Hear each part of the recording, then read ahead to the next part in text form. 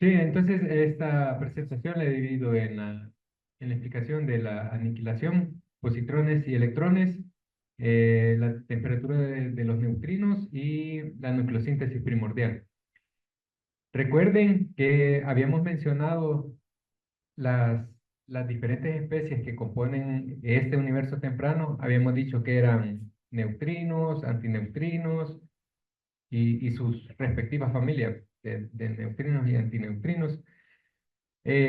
Componían también electrones, positrones, protones libres, neutrones libres, bueno, libres eh, en fracción. Habíamos mencionado que lo de libres iba decayendo a medida el universo se iba enfriando, pero teníamos en principio protones libres, neutrones libres, electrones y por supuesto fotones. Los fotones son los relevantes porque los fotones se convertirán al final del curso en lo que conocemos en la radiación cósmica de fondo, de la radiación cósmica de microondas. Bueno, entonces, para tener en cuenta, alrededor de un segundo después del Big Bang, es decir, esto siempre se traduce en el sentido de que cuando el universo tenía un segundo eh, de haber iniciado, la temperatura o la energía o la escala de energía asociada a esa época es del orden del 0.500 megaelectronvoltios. Eso es, es, es aproximadamente la masa, la energía en reposo del electrón. Entonces, eso es relevante porque justamente esta cantidad está relacionada con el proceso de aniquilación. O sea, recordemos de nuevo, ¿verdad? En nuestro plasma o en nuestro gas primordial hay electrones y positrones libres, ¿verdad? Todos en equilibrio termodinámico. En equilibrio termodinámico hasta un punto en donde se alcanza cierta escala cuando se va enfriando este plasma y en ese punto se rompe el equilibrio eh, y ahí ya suceden diferentes cosas. Son las que vamos a mencionar ahorita. Entonces la temperatura está asociada a esta escala de energía es del orden de 10 a la 9 Kelvin. Entonces, la energía, por ejemplo, la energía de los electrones la vamos a estar trabajando con una energía relativista, ¿verdad? Es decir, los electrones los vamos a tratar como relativistas. Si se recuerdan, para poder calcular, por ejemplo, las densidades de estas especies que componen el universo, en particular la de los electrones, necesitamos conocer la densidad de estados para poder hacer las integrales que habíamos mencionado en la primera clase. Entonces, para calcular la densidad de estados, tenemos que resolver esta ecuación, ¿verdad? Esta para los electrones, y eso nos da este resultado con la integración de esta función, teniendo en cuenta la energía relativista que habíamos mencionado anteriormente. Entonces, cuando nos referimos que los electrones y positrones están en equilibrio, nos referimos a esta ecuación. Es decir, fíjense que tenemos las dos flechitas. Entonces, esto está en equilibrio. Es decir, en esa época, todavía, en esa época que no se ha roto el equilibrio, lo que se da es de que un positrón, por ejemplo, un positrón y un electrón generan dos fotones. Y a su vez, también dos fotones generan un positrón y un electrón. Así están en equilibrio. Em, esta ecuación de equilibrio implica también equilibrio químico. Entonces, aquí tenemos el potencial químico de los electrones y este es el potencial químico de los positrones y esto es igual a 2 veces el potencial de los fotones, de estos dos fotones, de estos dos fotones, de esta ecuación. Una pregunta, ¿por qué lo igualo a cero aquí?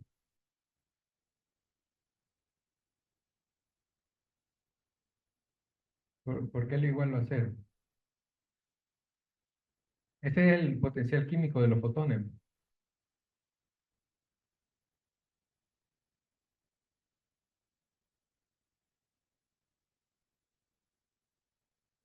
Sí, si se recuerdan de la distribución de los fotones, de la distribución de Planck, no aparece el potencial químico.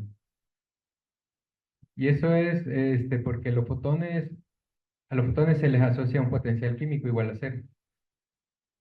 Bajo ciertas condiciones, bajo ciertas condiciones específicas, se puede haber un potencial químico asociado a los fotones.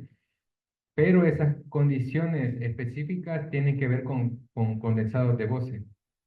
Es decir, un gas de fotones que forman un condensado de Bose-Einstein. Entonces, bajo estas condiciones, sí hay potencial químico de los fotones, pero por lo general, eh, cuando no hay condensados de los fotones, pues el potencial químico de los fotones siempre es cero.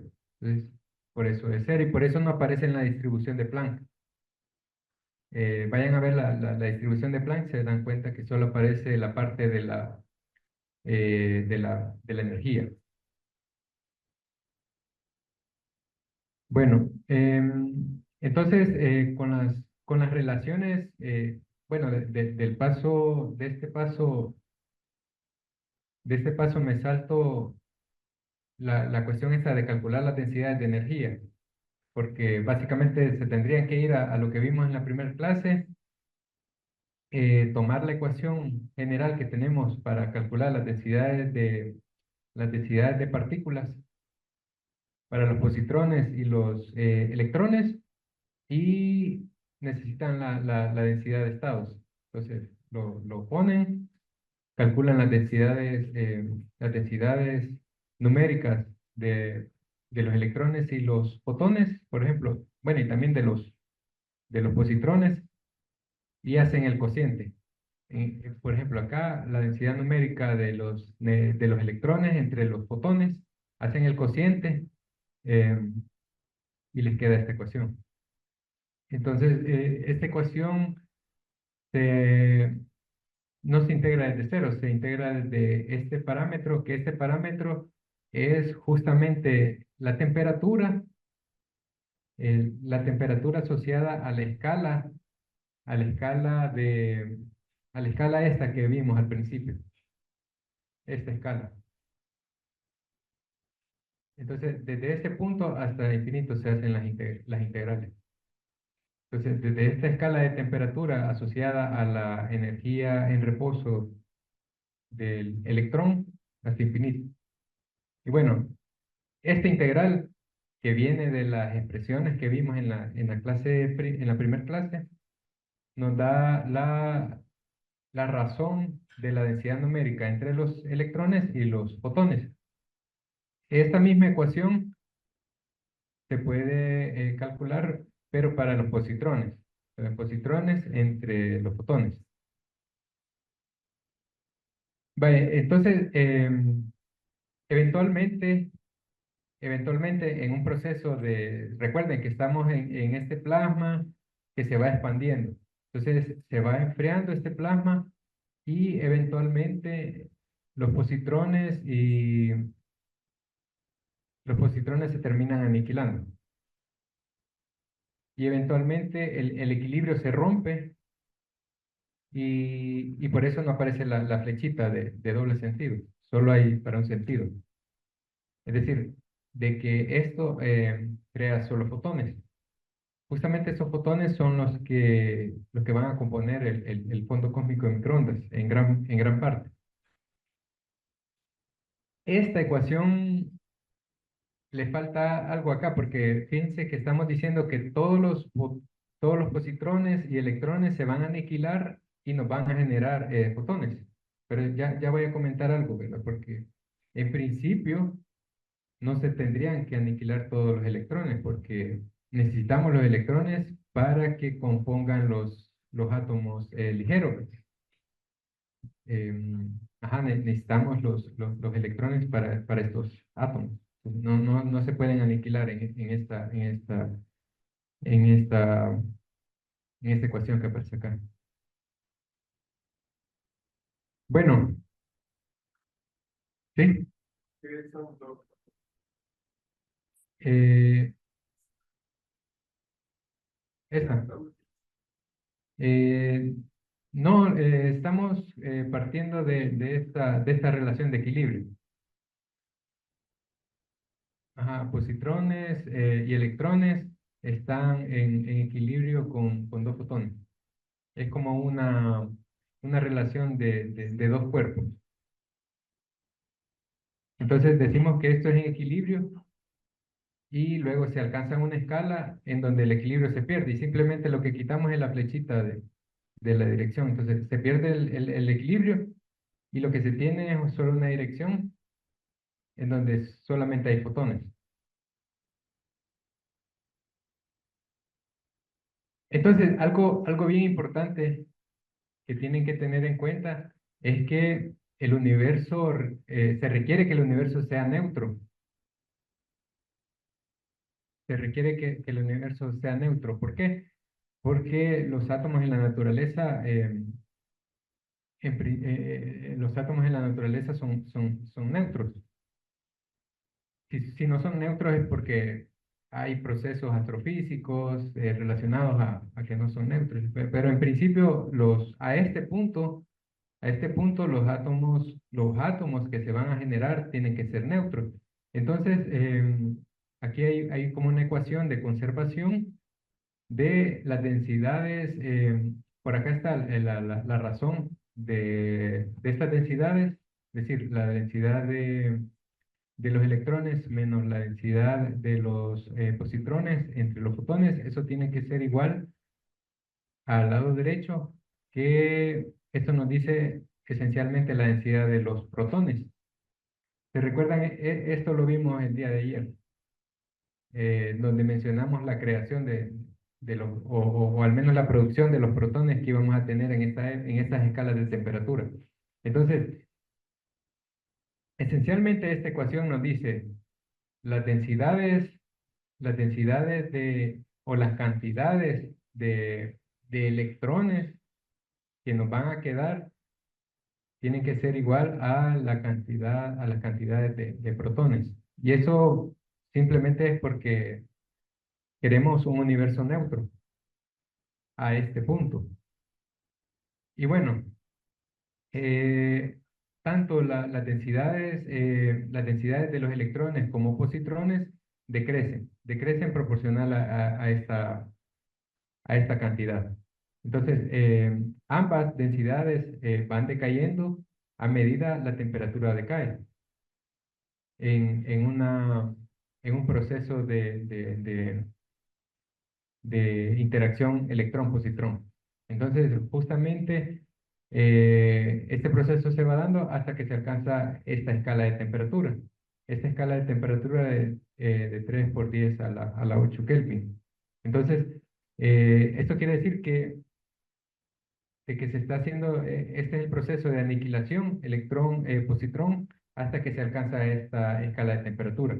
En esa escala de temperatura cesa el proceso de aniquilación electrón-positrón. Y bueno, ¿cómo se mira? Si graficamos acá las densidades o la razón de las densidades, ya sea de los electrones o positrones, entre la densidad de los fotones. Tienen esta forma. Acá esta gráfica, ya no la pude hacer yo, esta gráfica la saqué de la referencia, pero ya no la pude hacer porque es más intuitivo usar temperaturas. O sea, si se recuerdan la definición de beta esencialmente es la inversa de la temperatura. Entonces, lo que tenemos acá en el eje X es temperatura, esencialmente, lo único que no es directo. Pero para tener una idea, tenemos acá temperaturas temperaturas altas cuando comienza el proceso de aniquilación. Supongamos que aquí tenemos la temperatura a la cual comienza aniquilación de electrones y positrones. Como se van aniquilando ambos, positrones y electrones, la densidad va decayendo. La densidad de ambas. Y de hecho, por eso les comento, va decayendo eh, de, de forma similar. Es decir, se van extinguiendo tanto electrones como positrones. Llega un punto, llega un punto donde la densidad de los positrones sigue decayendo, se va a cero, pero la de los electrones no. La de los electrones queda, eh, de hecho queda constante a este punto. Aquí seguiría como una constante durante un tiempo. Y los positrones se desaparecen en el proceso de aniquilación. Entonces, aquí hay un comentario bien importante de este proceso que les acabo de mencionar porque muchos de ustedes se pueden estar preguntando algunas cosas. Eh, durante, durante ese proceso de aniquilación, se supone que por cada uno, y esto se conoce por cálculos teóricos, y se justifica por cálculos teóricos principalmente. Por cada 1.7 billones de positrones debe de haber al menos un electrón extra. Es decir, si tengo 1.7 millones de electrones, tengo 1.7 billones de positrones, pero tengo un electrón. Entonces quiere decir que se van a aniquilar completamente el 1.7 billones de electrones y 1.7 billones de positrones, y de ese proceso me va a quedar un electrón. Em, entonces, justamente ese es un problema, ¿verdad? Que es una especie de asimetría que hay entre la materia y la antimateria en el universo temprano. Es un problema incluso filosófico, ¿verdad? Porque, ¿por qué convenientemente pasa este proceso? Creo que no hay una explicación todavía, pero debe ser así, porque necesito que esto se cumpla, porque estos electrones que sobreviven son los que componen los primeros elementos ligeros. Si no fuera así, no se pueden los electrones, o sea, al final de cuentas, estos núcleos, digamos, los protones y neutrones que teníamos ayer necesitan electrones para formar, por ejemplo, el hidrógeno.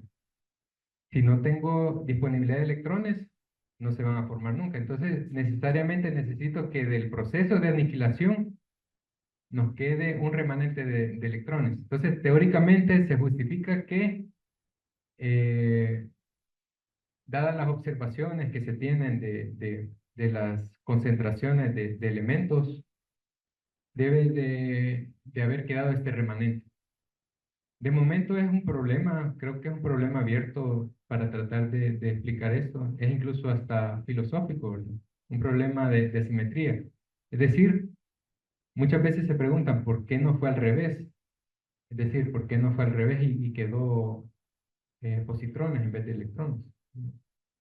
O incluso he escuchado de que si hay en alguna parte del universo de que quedó antimateria y que incluso pudo haber formado planetas, estrellas. Esas preguntas son bien interesantes, ¿no? Eh, bueno, entonces, para temperaturas del orden de 10 a la 10 Kelvin, ahora pasamos al tema este de la temperatura de los neutrinos. Es decir, recuerden que ahorita estamos abordando todas las especies del universo. Abordamos ya protones, neutrones, abordamos ya el caso este de electrones y positrones. Y ahora vamos con los neutrinos. Los neutrinos en esta etapa del universo temprano. Em, Igual, ¿verdad? Los neutrinos estaban en un sistema de equilibrio termodinámico hasta un punto en donde el equilibrio se rompe y ya los neutrinos dejan de estar en equilibrio. Entonces, estas son las ecuaciones principales de ese equilibrio de los neutrinos. Si se fijan, de nuevo, ¿verdad? Están aquí las dos flechitas y este proceso donde se dan este equilibrio es del orden de un segundo a estas escalas de temperatura. Entonces, si se fijan, aquí está un neutrino, un antineutrino, antineutrino. Entonces, estas, estas, estas relaciones se cumplen. Por ejemplo, un neutrón más un neutrino están interactuando con un protón, electrón y fotones, y así de esta manera. Entonces, obviamente, como la temperatura va decayendo, la temperatura del universo va a llegar a una escala en la que se tiene que romper el equilibrio. Esa escala, va a ser del orden de 3 por 10 a la 8 Kelvin. Y justamente está relacionado con el proceso de aniquilación. O sea, ¿por qué? Una pregunta, ¿por qué creen que está relacionado con el proceso de aniquilación?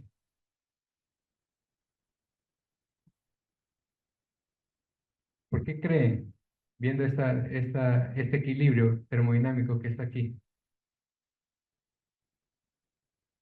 Digamos, están en equilibrio los neutrinos, pero van escaseando los positrones. Eso quiere decir que estas cantidades de acá, incluso los electrones, porque recuerden que se van escaseando también. Entonces se van escaseando los positrones, electrones.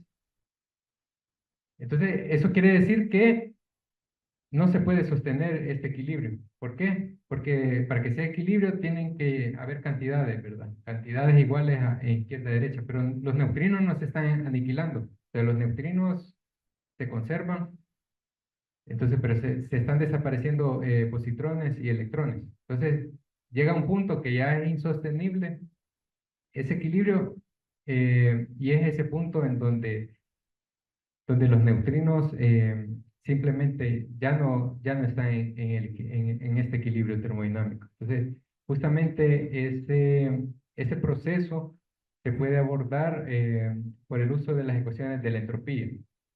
Entonces, por ejemplo, se establece, estas ecuaciones están relacionadas con las ecuaciones que vimos la primera clase. Una ecuación que establecimos de la entropía. Entonces, definimos la entropía al inicio de aniquilación. La entropía total, esta sería como la entropía total del universo en un tiempo, perdón, en una temperatura T sub cero, que sería esta. Y eso me da esta cantidad. Esta cantidad, esto, por ejemplo, si se fijan, este es un coeficiente el coeficiente de los fermiones que nos salía en la primera clase. Asociada, esta sería como la densidad de entropía y esto es el volumen. Este es el volumen del universo en ese punto. Entonces, el universo se sigue expandiendo y yo calculo después la entropía justamente en la escala cuando termina aniquilación. Y bueno, la cuestión es que a partir de eso y tomando en cuenta de que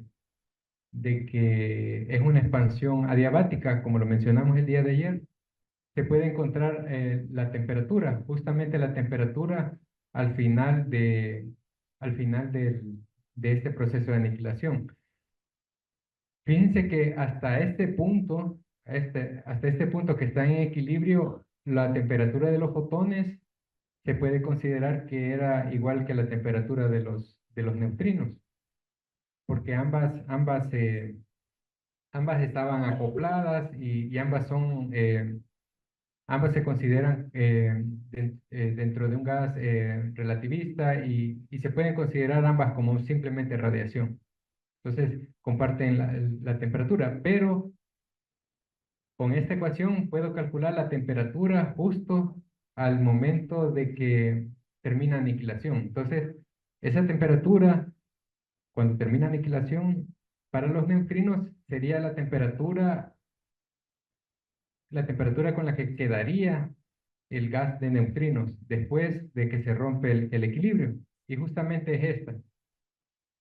Entonces, se dice que con esta temperatura los neutrinos se expanden a través del universo sin interactuar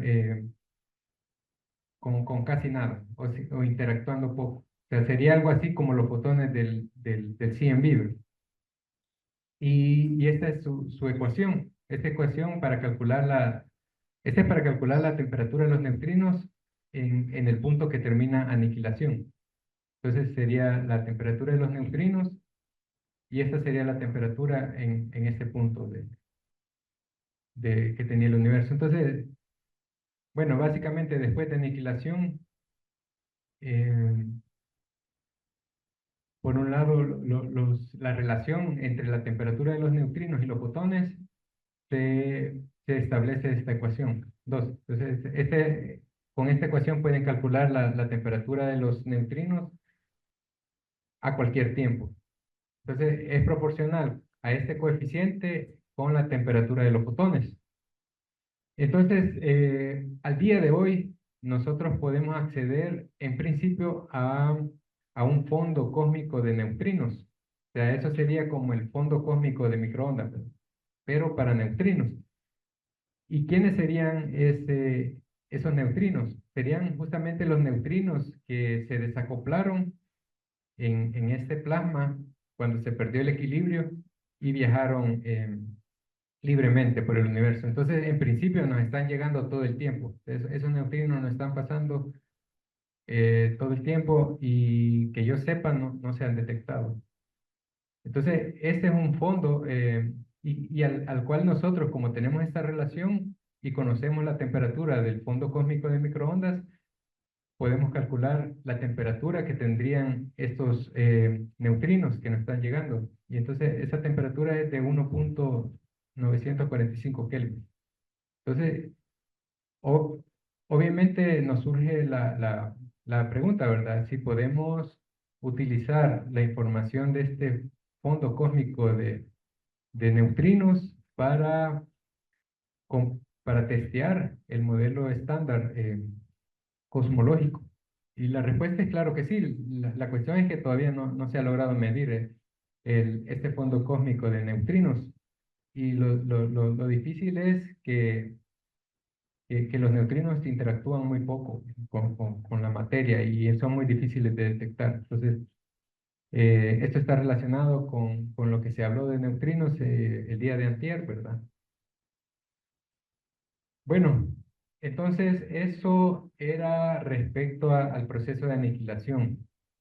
Al proceso de aniquilación, hasta este momento, si se dan cuenta, ya tenemos la cantidad de electrones para construir átomos y ya tenemos también la cantidad de protones y neutrones para poder construir los primeros elementos.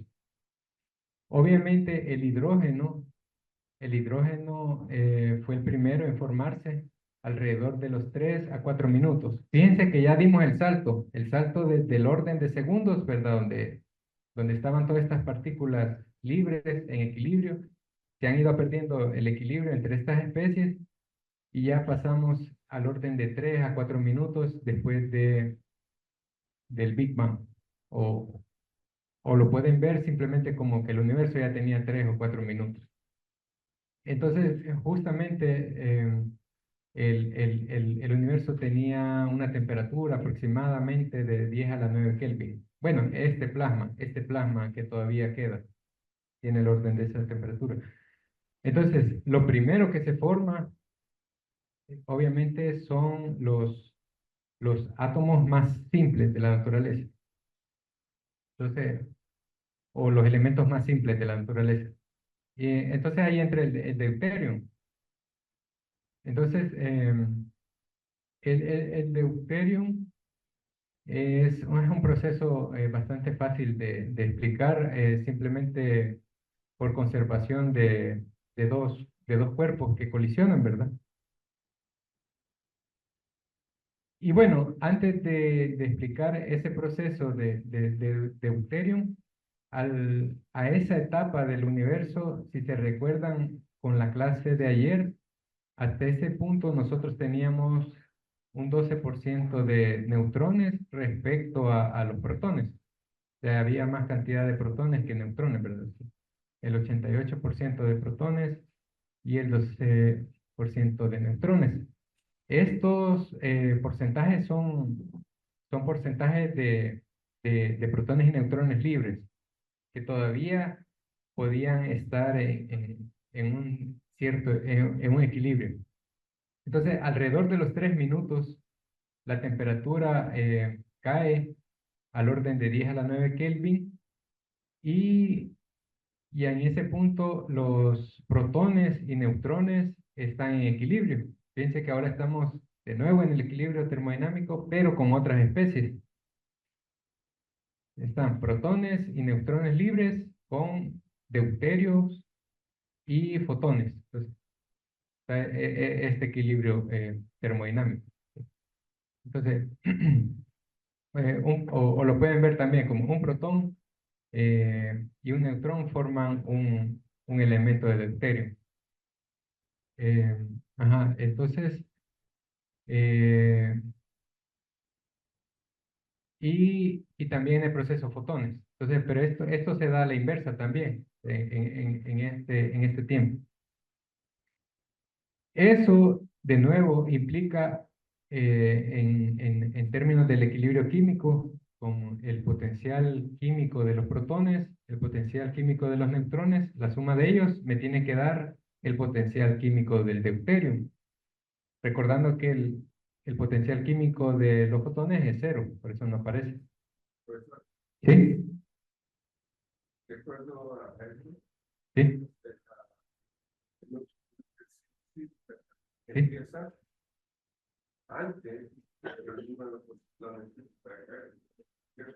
porque la número de posiciones que saca es como así es la otra. No, en esa escala, digamos, ya los positrones se han extinguido, en esa escala. Ahí termina, digamos, aniquilación. Pero dice la otra sería más tarde que este. Eh, Bueno, no lo tengo a la mano, pero en principio también aquí lo pongo así como una estimación en el sentido de que como no son procesos así como abruptos, sino que son procesos como que se llevan un periodo de tiempo y son como un comportamiento suave. Entonces, probablemente se traslapan. Ajá, entonces, digamos, para dar un estimado, pero estrictamente tendríamos que dar como rangos de tiempo, ajá, que se trasladarían con el proceso de aniquilación. Sí, eso es importante. Digamos, así, aquí lo hacemos así como para que sea como más pedagógico. Ajá, entonces, este equilibrio termodinámico nos implica un equilibrio químico, de protones, potencial químico de protones, potencial químico de neutrones, tiene que ser igual a un potencial químico de deuterio. Entonces, a esas temperaturas, los protones, neutrones y deuterios pueden ser tratados como un gas clásico, básicamente por las temperaturas. Entonces, no necesariamente hay que abordarlo con las estadísticas de bueno, de Bose para los fotones o de Fermi para estos fermiones, sino que se puede tratar como partículas clásicas. Eso se beneficia uno para poder calcular los potenciales químicos respectivos en función de sus masas y de esta longitud térmica. Si se recuerdan, esta longitud térmica estaba relacionada a la inversa de la temperatura. De la temperatura asociada a cada uno de estos elementos. Algo también importante, de nuevo, se recuerdan que siempre vamos calculando como la energía asociada ya sea a una partícula en reposo o en este caso a esta diferencia. Sería como la suma de estas energías en reposo menos la suma de energía en reposo del deuterium. Eso me da una energía o una estimación de la energía de enlace de los bariones. Es decir, como aquí básicamente ya estoy enlazando los primeros bariones, para eso necesito esta energía de escala. ¿Por qué? Porque esta energía me da una idea de cuándo se rompe el equilibrio termodinámico. Bueno, se puede calcular por medio de las ecuaciones anteriores el potencial químico del deuterio y también podemos estimar la densidad numérica de los bariones. Si se recuerdan, hasta este punto no habíamos calculado la densidad numérica de los bariones. La densidad numérica de los bariones la vamos a estar relacionando como la densidad numérica de los protones más la densidad numérica de los neutrones más dos veces la densidad numérica del deuterio. Entonces, a eso le vamos a llamar densidad numérica de los bariones. O también se puede escribir en términos de la densidad numérica de los fotones multiplicado por este parámetro eta, que simplemente es un parámetro, una razón de la densidad numérica de los bariones y fotones. Esta nos da la densidad numérica de los bariones. Y bueno, la cuestión es que definimos un parámetro que es una razón. Algo así como lo habíamos hecho anteriormente, definiendo una razón para que nos dé una idea. Entonces, ahora definimos una razón de la fracción del deuterio. Simplemente es la densidad numérica del deuterium entre la densidad numérica de los bariones. Y eso se escribe en términos de este parámetro S. Y bueno, al final de cuentas, este parámetro, esta fracción del deuterium, se obtiene esta ecuación. Lo importante es que esta ecuación nos va a dar una idea del comportamiento de la densidad numérica del deuterium entre la densidad numérica de los bariones. Ajá, recuerden que el deuterium tiene que ir aumentando porque se va formando, se va creando y es gradual. Y bueno, se pueden dar aproximaciones para el parámetro S, por ejemplo, para temperaturas altas, S tiene esta forma, y para temperaturas bajas tiene esta forma. Recuerden que X lo habíamos definido el día de ayer y estaba relacionado a la cantidad de neutrones y protones. Entonces, en estas temperaturas bajas, en donde hacemos esta aproximación, se supone que ahí ya todos los neutrones están enlazados, están dentro del deuterio. Y bueno, si se recuerdan, el proceso ese proceso termina o, o se rompe en estas escalas de temperatura, que tiene que ver justamente con la energía de enlace de los bariones que habíamos comentado. Bueno, entonces esta es una gráfica justamente del parámetro de esa razón del deuterium respecto a los bariones con respecto a la temperatura. Aquí igual hay que tener cuidado porque aquí se ha graficado, aquí es de 10 a la 9 Kelvin Y aquí tenemos temperaturas más altas y aquí tenemos temperaturas más bajas. La cuestión que este parámetro se tiene igual a cero al lado derecho porque no habían deuterio.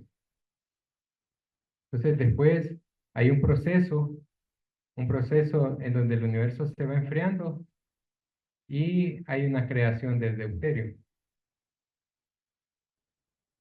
Entonces se han usado estos parámetros. Estos parámetros están relacionados a medición, sobre todo este está relacionado con observaciones. Entonces, para calcular recuerden que sí se necesita este parámetro. Entonces, se crean las cantidades de deuterio a estas temperaturas. Un punto importante a mencionar es justamente de que lo que he estado mencionando, que es un poco, digamos, no he mencionado toda la historia completa, porque si no nos llevaría mucho tiempo. Eh, Hemos obviado otros procesos, por ejemplo, que son un poquito más complicados. Deuterium más deuterium eh, nos crean esta relación. Tritio, que es el hidrógeno, ¿verdad? Un isótopo del hidrógeno más el protón más fotones. Y así, dos deuterium me dan esto también, el helio 3. Un deuterium y un átomo de, de tritio me da helio 4 y así sucesivamente. Esto es un proceso de cadenas, así como la del Sol, ¿verdad? Entonces, a medida el universo se va enfriando y a medida se van ligando los protones, los neutrones. Entonces, este es como un esquema bastante simplificado, ¿verdad? De que a partir del hidrógeno o el deuterium que se crea, después perdón, no, este es básicamente protones, digamos. Protones se crean deuterio y tritio, pero estos van desencadenando, creando helio 3, helio 4, y a medida se va enfriando el universo, se va creando litio, berilio, y bueno, ese proceso, como les comentaba, dura alrededor de 15 a 30 minutos después del Big Bang. O sea, es un periodo de varios minutos y todo ese periodo se le llama nucleosíntesis. Justamente después de los 30 minutos más o menos, ahí termina nucleosíntesis. Y después de que termina nucleosíntesis, las cantidades quedan fijadas. Así como, si se recuerdan, como se ha ido fijando los electrones, se han ido fijando los neutrones y los protones, así se fijan los primeros elementos. Entonces, aquí está un esquema, ¿verdad? De temperatura, aquí sí va desde el orden de 10 a la 9, bueno, hasta el orden de 10 a la 8 Kelvin. Entonces, aquí sí es de temperaturas más altas a temperaturas más bajas, y de hecho aquí lo pueden ver en términos del tiempo. Esto es del orden de 3 minutos, más o menos, cuando comienza nucleosíntesis. Y esto, creo que por aquí es 30 minutos, cuando ya quedan fijadas todas las cantidades. Entonces, este esquema es bien interesante porque esta gráfica azul nos da las cantidades de protones y neutrones. Si se recuerdan, esto estaba relacionado con una gráfica que pusimos el día de ayer, creo. Las cantidades que estaban de protones y neutrones, o al menos su fracción, iban constantes, pero llegan a un punto donde empiezan a decaer. ¿Por qué? Porque van creando elementos, los protones y neutrones. Entonces, en el proceso de nucleosíntesis decae bastante la cantidad de protones y neutrones libres y empiezan a surgir los primeros elementos. Helio 4, deuterium, helio 3 y estas que son los elementos menos ligeros de los ligeros y que al final de cuentas son cantidades que se fijan. Entonces, estas cantidades son importantes porque Estas cantidades sí están relacionadas con constricciones fuertes que se han hecho de manera observacional. Entonces, para terminar, ¿verdad? Las proporciones son de helio 4 en la naturaleza, al menos en ese punto, cuando termina el nucleosíntesis, helio 4 se tiene del 25%. O sea, de todos los elementos creados, el helio 4 es el 25%. Y luego, todos los hidrógenos, todos los isótopos de hidrógeno, helio 3, berilio, litio, y estos isótopos de litio componen el 75%. Entonces, todos estos elementos después, muchos años más adelante, muchos miles de millones de años, van a componer las estrellas y van a crear otros elementos más pesados. Entonces, con eso finalizo. Muchas gracias.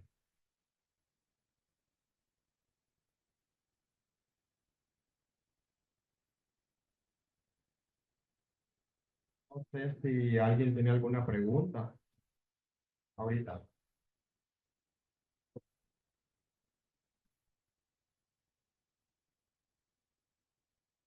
Respecto con esta gráfica, ¿cómo es que la variación de la constante de acoplamiento débil durante los primeros minutos del universo pudo haber afectado la abundancia de los elementos ligeros?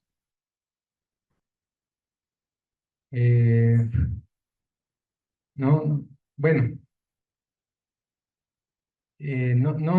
no sé, así la respuesta es no sé, pero por lo que he escuchado, así, o sea, sé que es un parámetro que tiene también una precisión, tiene que tener ese valor, porque si no, muchas de las cosas de acá no se podrían tener, por ejemplo, esos porcentajes. Pero sí, sí es algo que afecta bastante y que tiene que tener ese valor. Tiene que tener ese valor porque si no, muchas de estas cosas dejarían de ser así. Eso es lo único que sé, pero la verdad que no sé más. Ah, sí, gracias.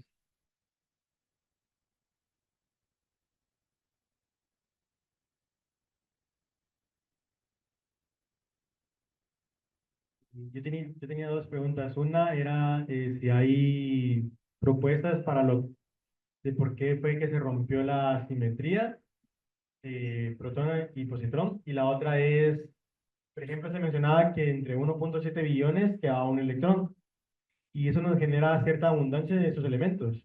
Y si se han trabajado con modelos para qué pasaría si en vez de que nos quedara uno, nos quedaran otros y cómo variaran los elementos que tenemos, la abundancia de los elementos. Sí, sí, bueno, respecto a la primera pregunta, bueno, voy a comenzar por esta segunda pregunta. Eh,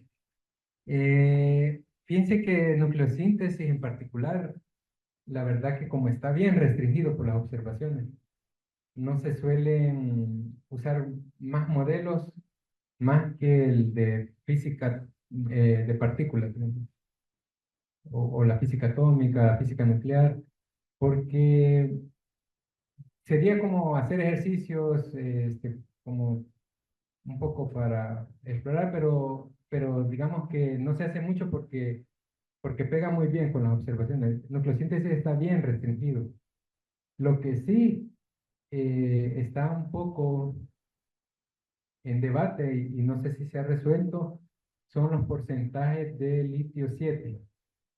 Parece ser que estos porcentajes de litio 7 no se justifican con abundancias de litio 7 en galaxias, algo así, pero no sé si se ha resuelto. Entonces, por ahí pueden haber modelos, pero simplemente para explicar el litio, la cantidad de litio 7. Pero los modelos no son como muy diferentes, o sea, no hay, porque como no hay mucha libertad para proponer modelos. Esta es la pregunta, ¿cuál era la otra? ¿Y hay propuestas por qué se rompió la simetría? Ah, sí, sí, sí, sí. Sí, sí, desde el lado teórico hay un montón de propuestas así, ahí como ahí hay mucha libertad, de ahí hay mucha libertad para los teóricos, sí hay, Pero, ajá, yo no tengo, no lo tengo, no tengo ninguna a la mano, pero sí hay un montón, cosas exóticas, por ejemplo, que se proponen de teoría de cuerdas, de cosas exóticas. Pero sí, no lo tengo en mano, pero sí, como ahí hay mucha libertad para suponer, entonces ahí sí hay muchos modelos exóticos para poder explicar esa razón. Sí, es lo único que sé de eso. Queda tiempo para una pregunta, no sé si desean hacerlo.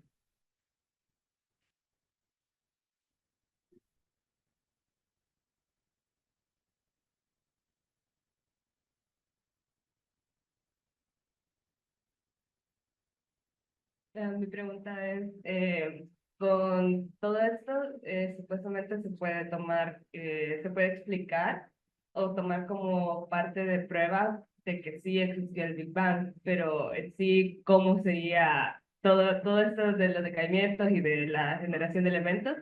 ¿Cómo es que sí prueba que hubo un Big Bang? Digamos, la pregunta sería el, la singularidad, o sea, el comienzo de todo. ¿Cómo lo que se tiene ahorita que se sabe se puede tomar como prueba de que sí hubo una singularidad? Sí, la verdad que no se toma como prueba, por eso es que en la clase, creo que antier fue que ponía un montón de signos de interrogación al principio. O sea, esos signos de interrogación nos decían de que no hay pruebas y lo tomamos porque lo apoya la física de partículas. Pero a partir del orden de fracción de segundos, digamos que sí, esto es prueba de que al menos cuando se tenía la fracción de segundos, o sea, el universo es muy probable que era así. Pero sí, si nos vamos más atrás, digamos, esto no sería prueba de eso. Y ahí hay un montón de signos de interrogación. Sí. Como ya se está acabando el tiempo, lastimosamente no puedo dar más chance para más preguntas, pero si tienen alguna, se la pueden hacer directamente al doctor. Y bueno, sin más que decir, le agradezco mucho al doctor por su presencia, por la presentación y por la plática que hizo el día de hoy. Entonces, si le pueden dar un fuerte aplauso.